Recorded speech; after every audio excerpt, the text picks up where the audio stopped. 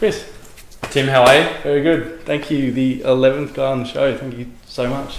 Lucky 11. Lucky 11. That's it.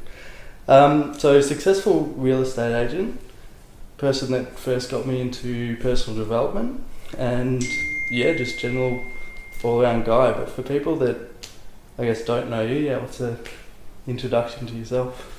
I started working in real estate about 12 years ago. Mm-hmm. I've worked for a couple of different companies over that time. And as of 12 months ago, director of a real estate business in Eltham. And yeah, I've got a family. I've got a son who's just turned 15 months. Oh, wow. At home. So that's been a big part of my life. Yeah, definitely. Obviously, over the last year and a bit. I actually didn't know that. That's obviously new looking around here, but yeah, congratulations. Thank you. That's really cool. How has that changed your perspective on sort of business and work life? Yeah, that's a good question. I think puts everything in perspective. Real estate is a business and a job that can chew up a lot of time if you let it. So. And not regular business hours. It's not a 9 to 5 job. So unless you really prioritise your time and I think manage your time effectively, it can really affect your family life. So I think that having a baby or a family, kids at home, makes it really important to manage that properly. So yeah, that's something that's definitely changed over the last few months. 15 months or so. So I guess understanding and appreciating that your time is valuable, I guess, even more. Yeah, and just I think if anything, it's made me work more effectively. Yeah, cool. When I'm at work and when I'm at home, really try and disconnect a little bit as much as you can from work. Well, we were talking off camera a bit. Even you'll have to come home and get out of your suit. Is that probably part of? Yeah, for me that's a big. It's probably a mindset shift when I'm wearing the suit. I'm working, and when I get home, I feel that's the big switch from work to home is when you take the suit off. Yeah, as I am now. Yeah, and I like that because it means you're your authentic self right now. So yeah, very cool. And I mean, it doesn't mean that you don't answer the phone and talk business if you need to. Yeah. But I'd much rather be doing that sitting on the couch wearing shorts and a t-shirt than wearing a suit. So yeah, very cool. So what was it that 12 years? That's an amazing career, and a lot of people actually get into real estate and burn out over sort of 9-month phase. But what was it initially that I guess attracted you to the industry? Yeah, I think the statistics are the statistics I've always been quoted, and intuitively I think this is probably about right. I think 80% of people that start in a real estate career don't last more than 2 years. So the burn rate is very high, and I think the reason for that is it's hard work, and it takes a while to get established as well and build trust and build a group of clients. What attracted me in the first place is probably not an inspiring story. I had a very good friend that was working in real estate. I'd been working in a couple of different marketing roles. Just prior to going to real estate, I was working in, ironically, because I know you're doing a bit of this at the moment, but I was working in cricket broadcasting. Oh yeah.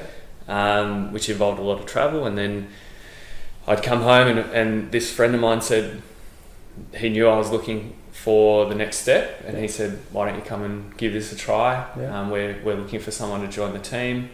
So I thought, nothing to lose, let's give it a go. And the one good thing I think that I would recommend to people, and one thing I did from the start, is to commit to myself that I would do it for 2 years, because I'd been told those statistics. So my philosophy was, all right, if I'm going to do it, I'll commit to 2 years, and then at the end of that, if I don't like it, if it's not working, well, that's fine, I've given it a crack. And I'm glad I did that, because I think if I didn't do that, I probably would have given up after 12 months or 18 months. because it's hard work. Definitely. But just probably after that 18-month period is when things started to happen and become easier. So. Where you had a collection of clients and people that knew you and trusted you enough to... Because it's such a massive decision for people to either buy or even sell their home. So it makes sense that it would take you that long to build up that trust in an area. Yeah, it's a huge decision to people, and they don't want to put their biggest asset into the hands of someone that doesn't know what they're doing. So they really want to be confident that they're working with someone that's an expert. Yeah. And obviously, if you don't give them that sense and confidence that you know what you're doing and you know what you're talking about, well, they're not going to give you the business. So, Definitely. It takes a while to build up that skill set as well. Yeah. And in terms of skill sets and even setting yourself apart in a real estate industry where it is highly competitive, I would say. But you've always, and the reason I'm sitting down talking with you is you've always come across as a real estate agent that is authentic, that actually knows his stuff and really, really cares. But I guess to maybe analyse yourself a little bit, why do you think you, especially to me, have positioned yourself in that way? Do you sort of know what you're doing that's that maybe comes natural to you, but maybe not someone else? I'm not sure. I think the industry as a whole is changing and has changed a lot over the last 10 years or so. I think people maybe 20 years ago agents could get away with a lot more than what they can now. Yeah. And if someone in the public was looking at selling their house 20 years ago and they wanted some information on real estate, how it works, what prices are doing, they really had to go and talk to an agent. Yeah. So agents really had control over all the information. Mm-hmm. It's completely flipped around now, and the information is all out there online. There's so many websites you can go to if you want advice, get stats on what the market's doing. So we're no longer the gatekeepers of the information. Yeah. So I think I realised early on, you can't underestimate people's knowledge, and people are doing a lot more research before they talk to us. Yeah. So the simplest thing and the easiest thing and the most ethical thing is just tell people the truth. Yeah. It sounds really simple. Pretty basic. But that's what builds trust with people. Yeah. If they've gone online and done their research and then they come to you and you're telling them a different story, there's a disconnect there. So it's pretty basic, it's pretty simple, and I think the new generation of agents probably in their 20s and 30s get that. Yeah. I'm not saying older agents don't, but I think there's a lot more professionalism and authenticity with agents now, because you don't get away with it if you don't tell people the truth. If you don't do the right thing by people, then you're not going to last. And tying into that is all these websites that are popping up now that are review websites, rating websites where people can go on and report their experience dealing with you as an agent. Well, you get a couple of bad reviews on there, and people will believe that. It's really funny. Well, not funny. It's interesting that people will believe a complete stranger's opinion versus maybe what's fact. And we all do it. We all go on TripAdvisor or Google before I'm looking up a restaurant. But now there's one specifically for real estate agents. How have you found? Because you can also use that as a really effective tool as well if used properly. So is that something that's worked towards your advantage, do you think? Or I mean, if we're coming from a place where hopefully we're having happy customers at the end of the process anyway, then we shouldn't be scared of reviews. And you're never going to have 100% satisfied people, but if there's, if you're tracking 90-95% happy people and you've got the 1 in 20 that say, look, could have been done better, well, that's authentic anyway. So there's no point trying to run away from that. It is what it is. And if hopefully if we're getting more positive reviews than our competitors, then we'll promote that for sure. Yeah, very cool. I in terms of because it is a highly sales focused industry, I notice a great level of personal development, especially when I was doing some sales. As you read a lot of material, trying to get yourself better because you're interacting with people every day. And in fact, you were the first person to introduce me to How to Win Friends and Influence People by Dale Carnegie. How much has resources like that had an impact on yourself? I go through phases where I'll read quite a few books, and then I'll go through a time where I'm putting them aside and just focusing on work. But then I always come back to these sort of books because I think there's always things you can pick up. And our job is, people think our job is showing people houses and trying to sell houses, which of course it is, but before any of that happens, we have to sell our service and sell ourselves as an expert. So before you can go and show people houses and do all the stuff that people think is the glamorous side of real estate and put your Instagram stories on of putting up sold stickers and all that sort of stuff. None of that happens until you've actually pitched yourself to the client. Well, before even that, you've got to get in the door. Well, that too. So you've got to get the lead. You've got to pitch yourself to the client. 9 times out of 10, you're competing with 2 or 3 other agents. So you've got to win the business, and then you've got to set it up properly to sell. Then you can actually focus on selling the house, but there's a lot that happens before that. There's so much in there. Generating the lead is something I'm interested from a marketing point of view. Is door knocking still a thing to people? It is. It's never something that I've personally focused on. Cool. Even for the reason that it's hard. It's very hard work.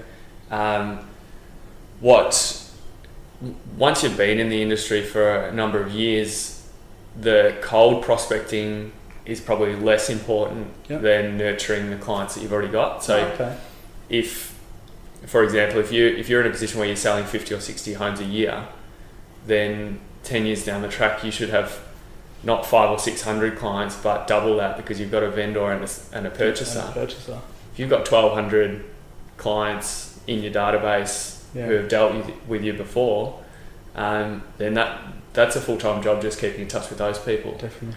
And if 5% of those people sell every year, which is not unrealistic, well, there's 50, 60 sales a year, which will keep your business going without any new business coming in at all. So to agents starting out in the business, yes, you're probably going to need to get out and knock on doors, call phone lists, do whatever it takes to meet new people, but it's not something that is a big part of your business once you've been in the industry for a while. It's more that nurturing side of things and building the relationship. And I think something that's really cool with that is, with social media being the mammoth that it is, I think that gives you an awesome opportunity to even further build relationships with people. Something as simple as like knowing when the birthdays of each of your clients are, and then able to send them something. I don't know if that's part of what you do, or then the social media aspect for me, I feel like social media is almost like an extra layer of credibility around your business, where I don't know that it's a huge source of new business, but when people are doing their research, they'll go there. They'll check it out. But also for existing clients, if you're connected through Instagram or Facebook and they're seeing regular updates from you, it's not about trying to win business directly through that channel, but it's just reinforcing, we're here, we're doing business, we're selling houses, we're in the community. And I think being active in the community itself is a huge thing. So attending, charity functions, we'll do, whenever we're asked, we'll call auctions for primary school fates. Cool. And I didn't know that was a thing. And that just, and the way I look at it is, you're supporting the community that supports your business. It's a full network. Circle network.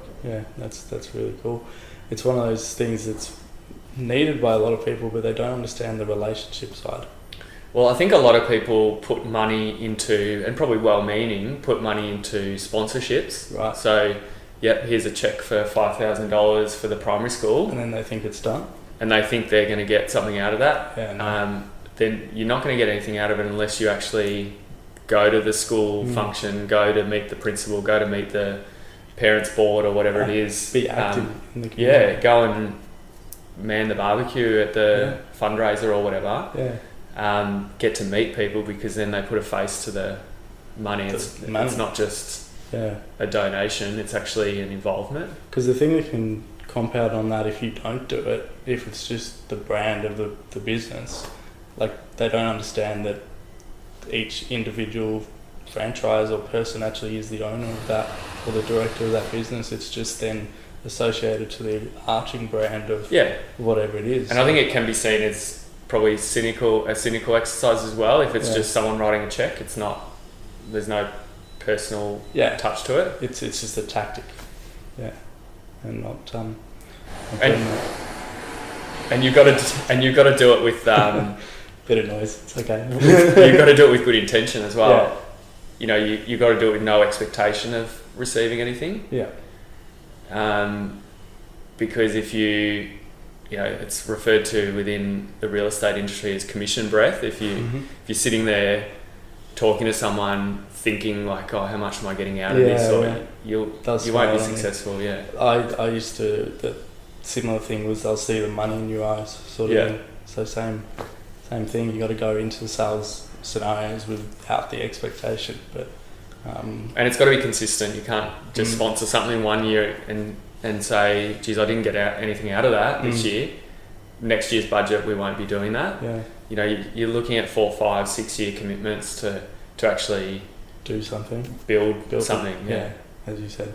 Something was interesting. I asked my dad today. I said I'm going to go catch up with Chris, and I remember chatting to him. Is there any questions you want me to ask? And he was like, oh no, not really. But every time I talk to him, because he sold a couple of houses and engineering guys, so he's very analytical, so he always says like, oh, there's great real estate agents out there like yourself, and but he's like, it's always a game, so to speak, of pricing the property. Is it, do you price lower or higher? He was also saying, you got to figure out, is the agent working for the vendor themselves or the buyer? Do you have an opinion around like sort of the game, so to speak? Real estate. I can understand that perspective. I think as a residential sales agent, then I would argue that we are 100% working for the vendor. Yeah. So our job, we're engaged by the vendor to get the best deal for them.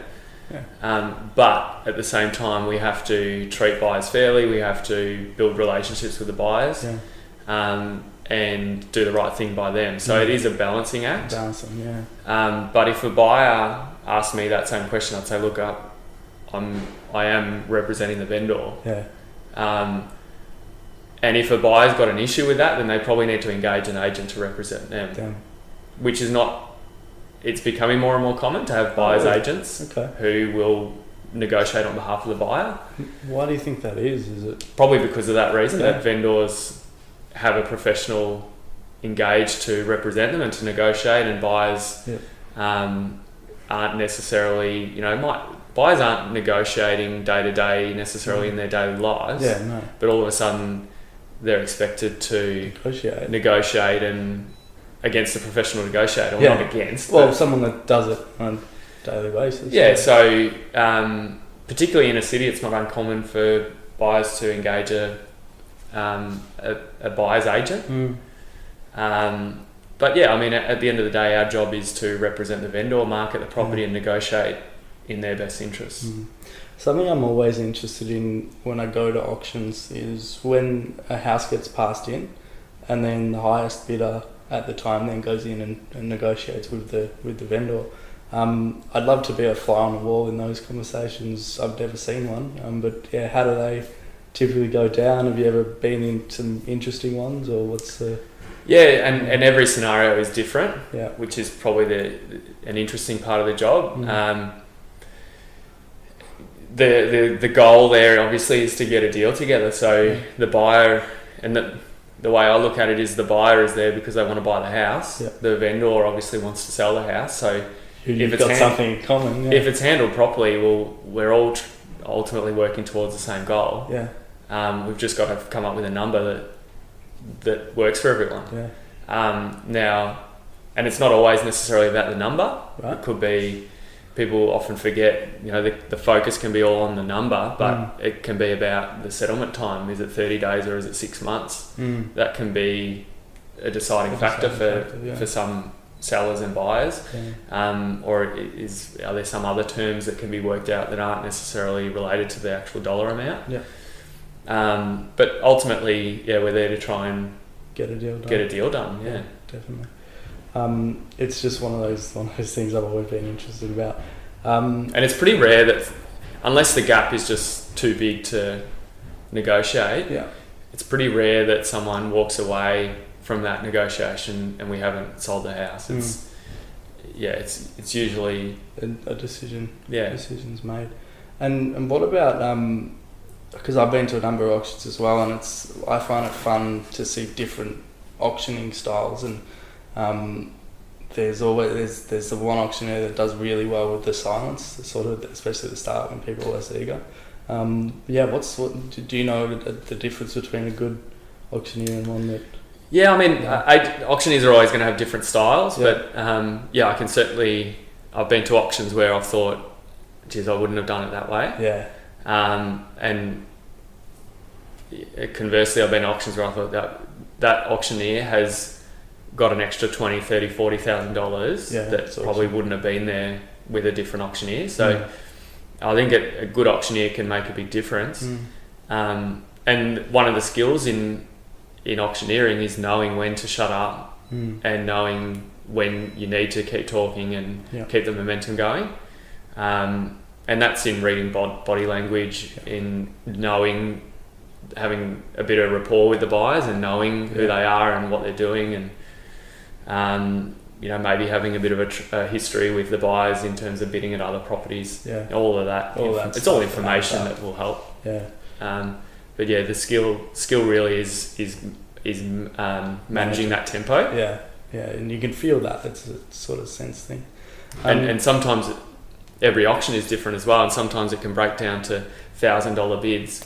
And you think, geez, this is like pulling blood from a stone, but 10 minutes later you've gone up by $100,000. So it's even that increment. So it's interesting. Very interesting. And how about the nerves of the day as well?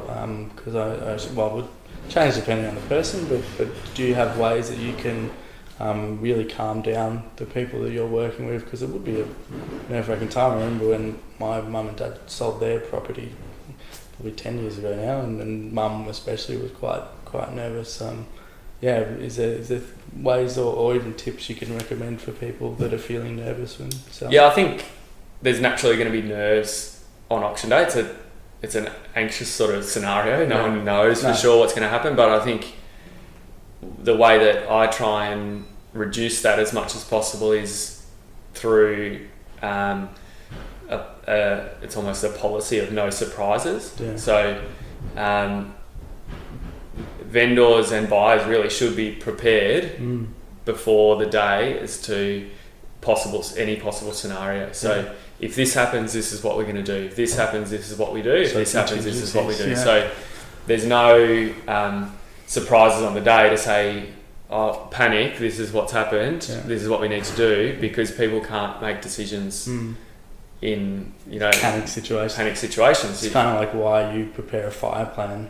That's right. So and auction day, often vendors in particular have to make decisions quickly. Because there's 40 people standing at the front of the house. And they're not going to be there forever. No. And your buyer's not going to be there forever. So it's all about preparing and pre-framing what may happen and having a plan in place. And the owners need to know that you know what you're doing and you've got a plan. You're not just winging it on the day. And I think if you spend the time to go through that before the day, then that reduces a lot of that anxiety. I guess it's almost coaching people on how to make decisions effectively too. Exactly. And I think a lot of agents will do that well with owners, but we also try and do that with the buyers, because the buyers can be forgotten in that scenario, but they may not have bid at auction before either. So to coach them, give them a call on the Friday and say, look, this is where I'm going to start the auction. This is what may happen. Mm-hmm. You may be in a situation where no one else bids. Yeah. You may be in a situation where it's competitive. This is what I would recommend. And chances are other agents haven't done that. Right. So if that makes a difference between having one bidder and two bidders at your auction because someone's confident to act, well, again, you might have just increased the price of the property by $50,000. So that actually reminds me of something I was told a while ago. It was the almost the perfect formula at an auction day is used to have 3 bidders. You can agree or disagree with that. Because then you've got people that actually are super interested in that would inflate the price. So I guess the question on that was, how do you get those 3 bidders? Well, if there was a magic formula, that would be good. That would be good. But what I normally say to owners is, look, if you've got one person here that wants to buy the house, well, we're going to sell the house. Cool. It's just a matter of how we handle it. Yeah. If you've got 2, that's better, obviously, because they're building a house next door, by the way. Yeah. That's why you may be able to hear it. Yeah, that's a power drill in the background. If you've got one buyer, well, that's good. Yeah. If you've got 2, that's a lot better because you're going to have some competition. 3 is even better because obviously the more competition, the stronger the drive to push the price up. But I think it's important as well that owners understand that not every auction is going to have 2 or 3 bidders. Right. And it shouldn't be seen as a failure if that's not the case.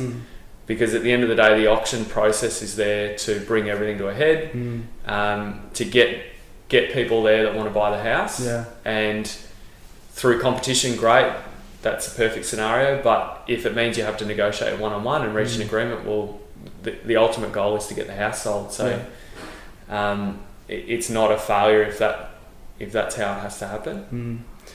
Yeah, definitely. But I guess in answer to your question, how do you try and make sure you get multiple bidders, is to price the property realistically, and to market the property well, and I guess encourage buyers to be there. Yeah, well, I think even ANZ were running an ad a few months ago, it might even still be on, where they have a property price predictor, and their big kind of cliche that they were going on was the agent wasn't pricing it realistically, and then the buyer said, "Oh no, is this the price?" and you see the reaction. But I think if you're authentic and you price the property realistically, then that's a key part of it. Yeah, and what we try and do with auctions is often we'll tell the buyers, look, we're going to start the auction at $800,000. That's if you've got interest at that level or more, then good. We'd encourage you to be there. Yeah.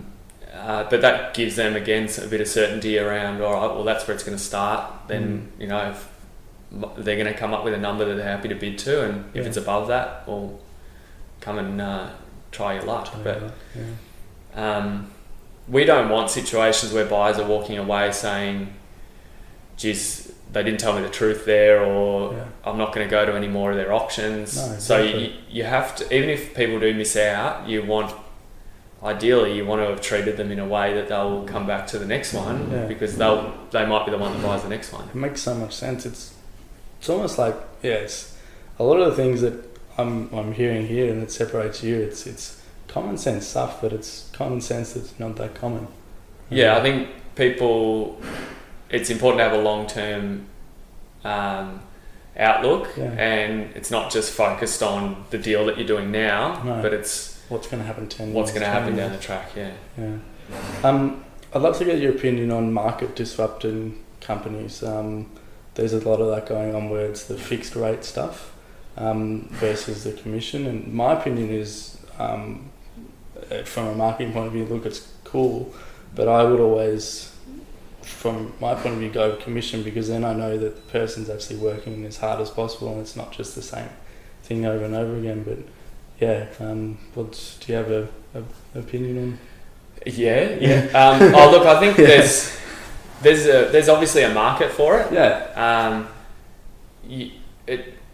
The cliche is you get what you pay for, and I think there's certainly an element of that.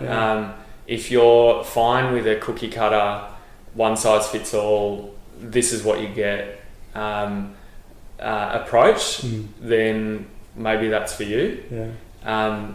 If you'd prefer a local expert that actually has experience selling similar properties in your area and knows how to market them, knows who the buyer is going to be, and potentially even has a existing database to market to, well, would you pay a little bit more for that service? I think I would, for sure. Yeah. And I think if you actually look at as an example, if you look at the days on market, average time on market for, I'm not going to name the brand, but one of those disruptors that's quite prominent, it's over 300 days. Wow. That's a long time. And that was an article that was in the Fin Review late last year. Yeah. Our average time on the market might be 25, 30 days. Yeah. So, there's... Yeah. To me, it's a no-brainer, but... well, that in comparison, 300 versus 25 days, do you want to move to New South Wales when you have a job, or do you want to wait? Like, it's... Yeah, so look, there's a market for it. There's to some people it's going to be the right way to go, but it's not something I would recommend.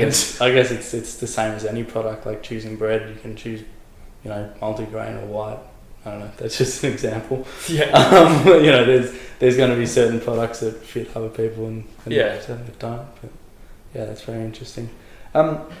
You've hired people, I assume, being in the position that you are, and the audience that I guess that a lot of people here listening are coming out of university, or maybe even looking for a career change as well. What are the aspects that I guess you look for in someone when hiring? I think for this industry, probably willingness to learn and attitude are probably the two biggest things. Awesome that you said attitude. I've almost asked every single person on the podcast what they would do in hiring situations, and attitude seems to be one or two on the list. Yeah, I think I wouldn't expect someone to have all the skills to start off with, but I think that can all be taught if people are willing to listen and learn. And I think it's the sort of industry where you will only learn by doing as well. You could sit in a classroom and learn all the theory, but actually getting involved in deals and marketing and lead generation, all that sort of stuff, you're only going to find out if it's for you, and if you can do it, if you want to do it, by doing it. So I think I'd almost give anyone a shot if they had the right attitude and commitment to give it a crack. That's it. And it's almost... And of course you need those things that you would expect, like you need to be presentable and you need to be able to talk to people, which is fairly important. Important when you're building relationships, But interesting, I don't know if I'm just not very good at predicting, or it's hard to predict, but it is. I have found it hard to predict when people start whether they're going to be make it or not, whether they're going to be great or whether it's not going to be for them. Yeah, right. You see a lot of people coming and going, and I don't know. It's kind of intangible. Yeah. What the qualities are that mean people do stick around, but I think the biggest one is probably just a desire to actually be successful and willingness to put in the time and effort. Well, how much of it, because if you know the burn rates really quick, how much do you, when you see that they're tailing off, you can put investment in? I'll give you a story. The guy that was on this podcast on the 5th episode, Fabian, he was working in real estate, came from an electrical background, so he's a project manager, but he was always good at developing relationships. So someone said real estate should be his go. 2 months in, he found himself, getting doors slammed in his face, and he actually pulled into the car park of churches and was falling asleep during the day. He was supposed to be prospecting, and he'd go back into the office and the boss would be like, "Oh, how'd you go?" "Oh yeah, I got some leads." But anyway, he eventually turned it around because he was about to ring in and quit, but he drove into the office and told the director what was going on, and the director said, "Well, I could see that coming, over the last couple of months, but then he asked, okay, what are you doing in your spare time? What books are you reading? What things are you surrounding yourself with? And he got onto one of Brian Tracy's books and then developed and then was incredibly successful with what he was doing. But it was the ability for that director to then sit down and actually have that conversation, combined then with his attitude to be like, okay, I haven't given this my all. I've been sleeping in the car park for running away from prospects. So I guess in a long-winded sense is how much effort as a director then do you put into that coaching and mentoring? Yeah, I think that's a really good story. I think if you've got someone there that is willing to learn and wants to succeed, well, I mean, you're not going to persist forever if it's just not working, but I think you've got to be prepared to put in the time to give them the training and guidance that is going to help them. We do a lot of that. I think we're pretty good at that. It's ultimately, if it's got to be driven by them as well. So you've got to be there to direct and to assist and to coach, I guess. But if the determination's not there from their end, then it's just not going to happen. Right. So there's two elements that are required. For sure. Work as a team. Yeah, but gone are the days. The old cliche was people got given a phone book and a chair and a phone and off you go.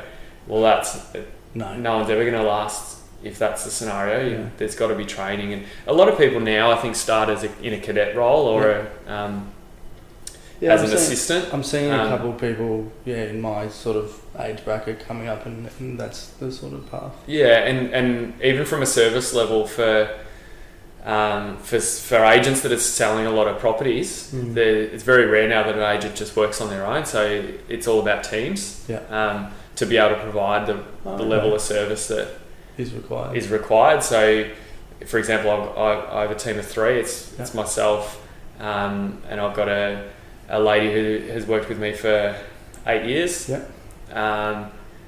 And her role now is largely dealing with buyers, but also doing a bit of everything. And we've got a third team member who's a young guy in his early 20s, who's basically doing all the prospecting, knocking on doors, doing a lot of the admin stuff. So just learning all the parts of the business, so that hopefully in a year or two he can then step out. He was a guy at Subway yesterday. I saw on your Instagram. I was just doing a bit of research. That's cool. That's really cool. But we, as an example, on a Wednesday morning, we'll meet whoever wants to be there, any of the younger agents or newer agents in the boardroom, and do just dialogue training. If there's no agenda, it's what are you struggled with this week, or have you been in a situation that you didn't know how to handle, and just that real mentoring aspect. It's very cool. I think that's an awesome spot to maybe leave it on. But if anyone's heard anything and they want to contact yourself, what's the best way? Is it literally just as we were? You'll be able to find me. If you look up Chris Chapman Real Estate, which is my Instagram handle, and or just Google and you'll find me. Happy to answer any questions, or even for agents or people that are thinking of starting out and want some advice. Happy to catch up and have a coffee or. Well, actually, before I go, that was something I wanted to mention. Is Chris is always very open. That's how we met. I think I was talking to you on Twitter, and then you caught up with me. 2013. So I can't believe I forgot to mention that until now. But no, that's very cool. And I'm not even sure how you found me. But, I think I was interested in the real estate space because my uncle was working, still is working for Loan Market, and they were tight with Ray White, and so I was just interested in the industry, and I know you just popped up. And here we are. Well done. That's very cool. Awesome. Thanks, mate. Cheers. All right, there you have it. Thanks again to Chris. If you want to find him, have a look. under Chris Chapman on Google. You'll find him there. Really approachable real estate agent. Cannot recommend him highly enough. Yeah, but apart from that, check us out on Instagram, Facebook. Flick me a message over there. Always keen to chat. And I'll see you guys in episode 12.